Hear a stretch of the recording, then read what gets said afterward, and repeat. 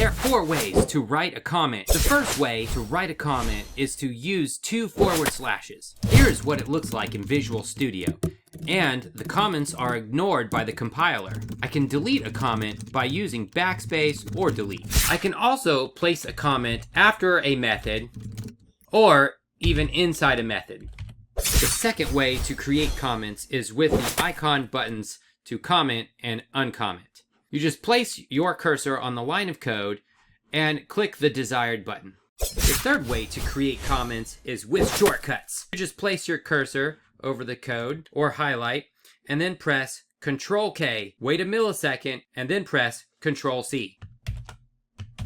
Now, to kindly unplace the comment, press Ctrl K and Ctrl U. And make sure you're on the right line of code that you want to do that. And voila!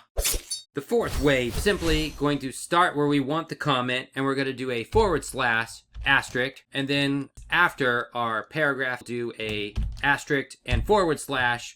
Which comment method do you prefer?